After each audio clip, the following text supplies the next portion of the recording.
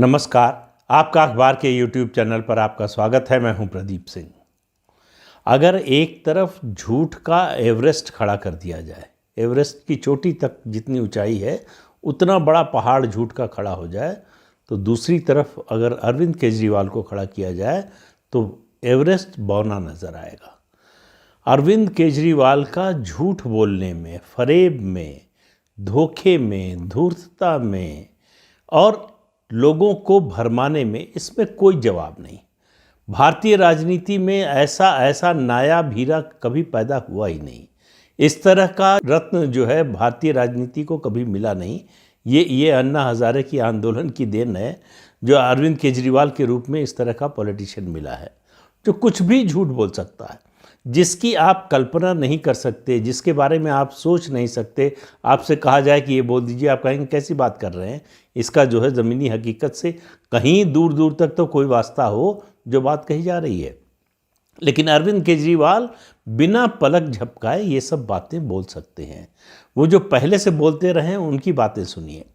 जो वो पार्टी बनाने के बाद 2012 में बोलते रहे कि ये नहीं लूँगा, वो नहीं करूँगा, कांग्रेस से समझौता नहीं करूँगा, वो सब बातें छोड़ दीजिए।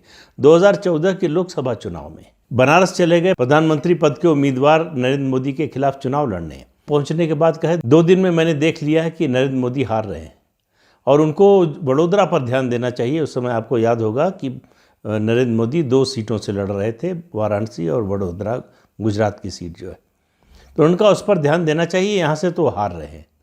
इसी तरह से आपको याद होगा कि 2017 के पंजाब विधानसभा चुनाव में बीबीसी का कोई सर्वे उन्होंने बता दिया, जो बता रहा है कि पंजाब में आम आदमी पार्टी को 100 सीटें मिल रही हैं। इसी तरह से अभी जो गोवा और उत्तराखंड का चुनाव हुआ, उसमें कहा कि भारतीय जनता पार्टी हार रही है। गोवा में जो है उसकी स्थिति बहुत ख़राब हो गई है, आम आदमी पार्टी की सरकार बनने जा रही है। उत्तर प्रदेश के लिए कहा, उत्तर प्रदेश विधानसभा चुनाव के लिए, कि प्रधानमंत्री नरेंद्र मोदी बहुत नर्वस हो गए हैं क्योंकि बीजेपी बहुत बुरी तरह से हार रही है। उत्तर प्रदेश में चुनाव नतीजे के बाद आम आदमी पार्टी के विजय जुलूस की तैयारी हो गई।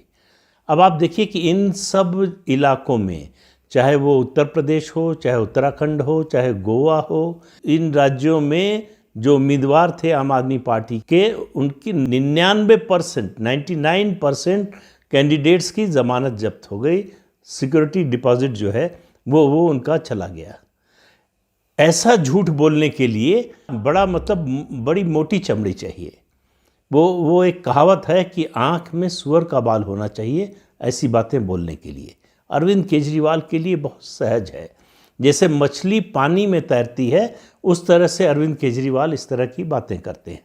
अब उनका ताज़ा झूठ सुनिए। और ऐसे झूठों की अभी आपको जब तक दिसंबर में गुजरात और हिमाचल प्रदेश विधानसभा के चुनाव नतीजे नहीं आ जाते, तब तक सुनने को मिलते रहेंगे। उन्होंने कहा कि आईबी की एक रिपोर्ट आई है, उसके मुताबिक बीजेपी हार रही है, आम आदमी पार्टी की सरकार बन रही है, लेकिन बहुत थोड़े मार्जिन से, थिन मार्जिन से जो है सरकार बन रही है। इसलिए बीजेपी और कांग्रेस दोनों नर्वस हो गए हैं। बीजेपी और कांग्रेस के नेताओं में बैठकें होने लगी हैं और ये तय हुआ है कि बीजेपी ने तय किया है कि कांग्रेस को ज़्यादा कमज़ोर नहीं करना है। आम आदमी पार्टी का वोट, यानी बीजेपी विरोधी वोट, कांग्रेस काटे, इसका समझौता कांग्रेस और बीजेपी में हो गया है। कांग्रेस के कुछ और नेता बीजेपी में आने वाले थे, बीजेपी ने उनको रोक दिया है कि नहीं, आप वहीं रहिए, हम आपका ख्याल रखेंगे। मतलब इस तरह की बातें जिनकी कल्पना करना भी मुश्किल है कि गुजरात में कांग्रेस और बीजेपी एक साथ आ जाएंगे। इतने पर ही नहीं रुके, उन्होंने ये भी कहा कि चुनाव के बाद कांग्रेस बीजेपी में मर्ज हो जाएगी। अब आप अपना सर पीट सकते हैं, दीवार से सर टकरा सकते हैं कि कोई आदमी इस तरह की बातें कैसे कर सकता है, लेकिन अरविंद केजरीवाल करते हैं। आप सुनिए जांच एजेंसियों के बारे में उनकी बातें। सीबीआई अपनी रिपोर्ट में क्या देने वाली है, सीबीआई ने किसको क्लीन चिट दे दी, ये अरविंद केजरीवाल को पता। ईडी क्या करने वाली है, ईडी को उसके छापे में क्या मिला, क्या नहीं मिला, क्या सबूत है ईडी के पास, ये अरविंद केजरीवाल को पता। इसी तरह से आईबी की रिपोर्ट आपने सुन ली, तो उनकी बातें सुनकर आपको लगेगा कि इस देश की सारी इन्वेस्टिगेटिंग एजेंसीज और जो इस तरह की इंटेलिजेंस एजेंसीज हैं, वो सब अरविंद केजरीवाल को रिपोर्ट करती हैं, प्राइम मिनिस्टर को नहीं। तो इतना बड़ा झूठ का पुलिंदा, इस तरह से झूठ बोलना, ये अरविंद केजरीवाल का सेकंड नेचर है। वो इसी तरह से बात करते हैं, वो इसी तरह की बातें जो है वो लेकर जनता में जाते हैं। कह रहे हैं कि गुजरात में आम आदमी पार्टी की सरकार बनते ही सबके घरों में बिजली का बिल ज़ीरो हो जाएगा। अब वो ये नहीं बताते कि दिल्ली में भी वो स्कीम ख़त्म हो गई, जो ज़ीरो बिजली के बिल की थी, अब वो वॉलंटरी हो गई है। आपको, अगर आप उस सुविधा का लाभ लेना चाहते हैं, उस योजना का लाभ लेना चाहते हैं, तो आपको फॉर्म भर कर देना होगा। 1 अक्टूबर से वो स्कीम लागू हो गई है। आप फॉर्म भर के देंगे कि हमको बिजली सब्सिडी चाहिए, 300 यूनिट मुफ्त बिजली चाहिए, तो आपको मिलेगी, नहीं तो नहीं मिलेगी। और ये काम हो रहा है अरविंद केजरीवाल के दावे के मुताबिक। दिल्ली का जो बजट है वो सरप्लस बजट है उस राज्य में। पंजाब में हालत और ख़राब है। पंजाब में वादा कर दिया था, देना पड़ा। अब पंजाब की वित्तीय स्थिति दिन पर दिन खराब होती जा रही है, लेकिन पंजाब की सरकार, वहाँ की ब्यूरोक्रेसी अपना सर धुन रही है कि पंजाब की सरकार रोज़ाना 2 करोड़ रुपए विज्ञापन पर खर्च कर रही है, क्योंकि उसको लग रहा है कि इस विज्ञापन के खर्च से अगर पंजाब सरकार का प्रचार करेंगे तो उसका असर गुजरात के चुनाव पर पड़ेगा।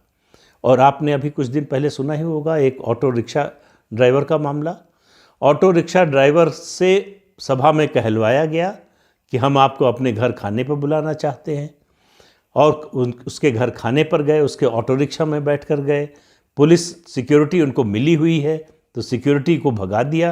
उन्होंने कहा मुझे मोदी की सिक्योरिटी नहीं चाहिए। कुछ दिन पहले कह रहे थे कि सिक्योरिटी मुझे नहीं दे रहे हैं, मुझे मेरी जान को खतरा है, मोदी जानबूझकर ऐसा कर रहे हैं। वो ऑटो रिक्शा वाला अभी 2-3 दिन पहले प्रधानमंत्री नरेंद्र मोदी की सभा में मौजूद था। उसने कहा कि ऑटो रिक्शा यूनियन के कहने पर मैंने अरविंद केजरीवाल को बुलाया था, मेरा आम आदमी पार्टी से कोई लेना देना नहीं है। और यहाँ तक कह दिया कि पितृपक्ष में कौवा नहीं मिल रहा था, इसलिए उनको खाने पे बुला लिया। कहा कि मैं बचपन से प्रधानमंत्री नरेंद्र मोदी का भक्त हूँ और बीजेपी के अलावा किसी को वोट देने के बारे में सोच नहीं सकता। और उस सभा के समापन के बाद जो भीड़ जाना शुरू, जाहिर है कि सभा खत्म हो जाएगी तो लोग अपने घर जाएंगे, उसका वीडियो बनाकर आम आदमी पार्टी प्रचारित कर रही है कि देखिए प्रधानमंत्री नरेंद्र मोदी की सभा शुरू हुई, वो बोल रहे थे, लोग उठकर जाने लगे। गुजरात में इस बात की कल्पना भी नहीं की जा सकती कि प्रधानमंत्री नरेंद्र मोदी की सभा चल रही हो और लोग उठकर जाने लगे। एक लंबा समय था जब अटल बिहारी वाजपेयी भाजपा के सबसे लोकप्रिय नेता थे। हमेशा हर जनसभा में, हर कार्यक्रम में उनका समापन भाषण होता था, आखिर में भाषण करते थे। वो एकमात्र अपवाद थे जिनके भाषण से पहले नरेंद्र मोदी का गुजरात में भाषण होता था।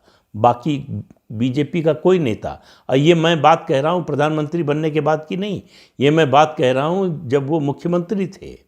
मुझे अच्छी तरह से याद है राजकोट की सभा, राजकोट से आडवाणी जी की यात्रा शुरू हो रही थी। वहाँ आडवाणी जी के जो सलाहकार थे उन्होंने कहा कि आडवाणी जी को आखिर में बोलना चाहिए, वो पार्टी अध्यक्ष हैं, वो यात्रा शुरू कर रहे हैं। वो रथ यात्रा की बात नहीं कर रहा हूँ, दूसरी यात्रा थी। और इस जिद में पहले मुख्यमंत्री नरेंद्र मोदी का भाषण हुआ, उसके बाद लालकृष्ण आडवाणी का होना था। आडवाणी जी ने बोलना शुरू किया, लोग उठकर जाने लगे। तो ये दृश्य बड़ा आम था। गुजरात में नरेंद्र मोदी एक कल्ट फिगर हैं जिनको लोग पूजते हैं, मानते या विश्वास करने या उनका समर्थन करने का सवाल नहीं है। कल्ट फिगर हैं, वहाँ पर उनकी पूजा करते हैं। अरविंद केजरीवाल वहाँ जाकर इस तरह की बातें कर रहे हैं जो कोई सुनने मानने को तैयार नहीं हो सकता। वो लगातार इस तरह के झूठ बोल रहे हैं और ये उनकी आदत में शुमार है, ये उनकी स्ट्रेटजी का पार्ट है। आपको याद होगा 2020 के चुनाव से पहले की उनकी स्ट्रेटजी कि वो जो है सभा में किसी से अपने को थप्पड़ मरवा लेते थे, किसी से अपने ऊपर कुछ फिकवा देते थे। ये हथकंडा गुजरात में भी अपनाने की कोशिश हो रही है। अभी जो है 2-3 दिन पहले गुजरात में ये उनके प्रवक्ता ने कहा, जो आधिकारिक प्रवक्ता है, कि पानी की बोतल अरविंद केजरीवाल पर फेंकने की कोशिश हुई, उनको लगी नहीं। तो इन हथकंडों से, जब भी केजरीवाल इस तरह के हथकंडे अपनाते हैं, मुझे 1977 याद आ जाता है। 1977 1977 में लोकसभा का चुनाव हो रहा था। संजय गांधी, इंदिरा गांधी के छोटे बेटे और उस समय कांग्रेस के सबसे शक्तिशाली नेता, सबसे प्रभावशाली नेता, वो अमेठी से चुनाव लड़ रहे थे लोकसभा का। उनको लगने लगा कि अब चुनाव हार जाएंगे, तो पोलिंग से 2 दिन पहले उन्होंने सुल्तानपुर के पास अपनी जीप पर फायर करवाया, गोली चलवाई। फर्जी था मामला कि उससे सहानुभूति मिलेगी कि देखिए जान से मारने की कोशिश हो रही है, फिर भी चुनाव हार गए। तो इन हथकंडों से कोई चुनाव जीतता नहीं है। ये अरविंद केजरीवाल को शायद अभी तक समझ में नहीं आया। अभी एक लेटेस्ट सर्वे आया है इतवार को, इसी 2 अक्टूबर को एबीपी न्यूज़ चैनल का सर्वे आया है, जिसमें आज की तारीख में अगर मतदान हो गुजरात में, तो पार्टियों की स्थिति जो बताई गई है उसके मुताबिक भारतीय जनता पार्टी को 139 सीटें और कांग्रेस को 40 सीटें, और आम आदमी पार्टी को, आपकी उत्सुकता होगी जानने की, 0 से 2 सीटें। और 0 से 2 सीटें जो अनुमान है, आप मान कर चलिए वो 0 पर ही रहेगा। चुनाव के बाद केवल इस बात की गणना करनी पड़ेगी, केवल इस बात को देखना पड़ेगा कि आम आदमी पार्टी के कितने उम्मीदवारों की जमानत बची। तो जिस पार्टी के उम्मीदवारों की जमानत खतरे में है, उसका नेता अगर ये दावा करे कि उसकी सरकार बनने जा रही है और सरकार बनने के बाद वो क्या क्या करने जा रहा है, इसको अहंकार, आत्मश्लाघा, इन सब का मिला जुला असर, जिसको अंग्रेजी में मैग्लोमैनियक कहते हैं, उस तरह का व्यक्तित्व है अरविंद केजरीवाल का। वो अपने से आगे किसी को देखते नहीं, अपने से बड़ा किसी को मानते नहीं, अपने से ज़्यादा समझदार, ज़्यादा बुद्धिमान किसी को मानते नहीं, अपने बराबर भी नहीं मानते। तो अरविंद केजरीवाल इस समय सपना देख रहे हैं राष्ट्रीय राजनीति का। फिर से याद दिला दें, बार बार याद दिलाना पड़ेगा कि लोकसभा में आम आदमी पार्टी का एक भी सदस्य नहीं है। एकमात्र सदस्य 2019 में जीता था पंजाब से, वो भी बाई इलेक्शन में। भगवंत सिंह मान जीते थे, उन्होंने मुख्यमंत्री बनने के बाद इस्तीफा दिया और उसके बाद जो है सिमरनजीत सिंह मान उस सीट से लोकसभा में पहुंचे हैं। तो इस समय पूरे देश में 543 लोकसभा सीट में जिस पार्टी की एक भी सीट नहीं है, वो पार्टी अपने नेता को प्रधानमंत्री बनाने की बात करती है। तो दिवा स्वप्न भी, मतलब ये टर्म भी बड़ी छोटी लगती है, बड़ी कम जान पड़ती है, लेकिन अरविंद केजरीवाल पर इसका कोई असर नहीं पड़ता। वो अपनी ही गति से इस तरह का झूठ, इस तरह की मनगढ़ंत बातें, इस तरह के मिथ्या आरोप, अपनी प्रशंसा, 2 चीज़ें हैं उनकी पूरी राजनीति में, कि उनके अलावा इस देश में सारी राजनीतिक पार्टियां और उसके नेता गलत हैं, भ्रष्ट हैं, घटिया हैं, उन सबको हटा देना चाहिए। उनके अलावा और कोई अच्छा नहीं है। अब वो भविष्यवाणी भी करने लगे हैं और उनकी भविष्यवाणी एक मामले में तो सही होती है, अपने नेताओं के जेल जाने की जो भविष्यवाणी करते हैं वो सही होती है। सत्येंद्र जैन के बारे में कहा कि गिरफ्तार किया जाएगा, गिरफ्तार हो गए। फिर मनोज सिसोदिया के बारे में कह रहे हैं कि उसको गिरफ्तार किया जाने वाला है। अब उनकी नई भविष्यवाणी है कि राघव चड्ढा भी गिरफ्तार होने वाले हैं और उन्होंने मियाद भी तय कर दी है कि 1 हफ्ते के अंदर गिरफ्तार होने वाले हैं। और राघव चड्ढा जल बोर्ड में जो घपला हुआ है बिलों में, उसके मामले में उनकी जांच हो रही है। वो जल बोर्ड के उपाध्यक्ष हैं, दिल्ली जल बोर्ड के उपाध्यक्ष हैं और इस समय राज्यसभा के सांसद हैं पंजाब से, और अरविंद केजरीवाल के सबसे करीबी लोगों में हैं। इसलिए अरविंद केजरीवाल की जो कोटरी है, उनकी जो चौकड़ी है, उसके ज़्यादातर नेता जेल जाने वाले हैं और अरविंद केजरीवाल दिन में सपने देख रहे हैं। शेख चिल्ली भी उनके सामने जो है फीका पड़ता है। और मैं फिर कह रहा हूं, जो शुरू में बात कही, कि अगर एवरेस्ट की चोटी के बराबर झूठ का पहाड़ खड़ा किया जाए और उसके सामने अरविंद केजरीवाल खड़े हों, तो वो एवरेस्ट की चोटी, झूठ का पहाड़ जो है, वो अरविंद केजरीवाल के कदमों में नज़र आएगा। तो ऐसे नेता से कब निजात मिलेगी इस देश को मुझे पता नहीं है, लेकिन निजात मिलेगी इसका मुझे पूरा यकीन है कि लोग समझदार हैं, लोग इतने नासमझ नहीं हैं। दिल्ली में 2 बार धोखा खा चुके हैं, पंजाब में 1 बार। मुझे नहीं लगता कि अब ये काठ की हांडी फिर चौथी बार चढ़ने वाली है। ये अपवाद हुआ है, काठ की हांडी ये 3 बार चढ़ चुकी है, लेकिन चौथी बार चढ़ेगी ऐसा बिल्कुल दिखाई नहीं देता। दिन पर दिन एक्सपोज होते जा रहे हैं, भ्रष्टाचार के आरोपों में घिरते जा रहे हैं। एक तरह से कहिए भ्रष्टाचार के दलदल में लगातार धंसते जा रहे हैं। ऐसे अरविंद केजरीवाल से इस देश की राजनीति को जितनी जल्दी छुटकारा मिल जाए उतना अच्छा है। तो आज के अंक में इतना ही। अगले अंक में फिर मिलेंगे किसी नए मुद्दे के साथ। तब तक के लिए अनुमति दीजिए। आपसे अनुरोध है कि ये चैनल देखिए, शेयर कीजिए, लाइक कीजिए और सब्सक्राइब जरूर कीजिए। नमस्कार।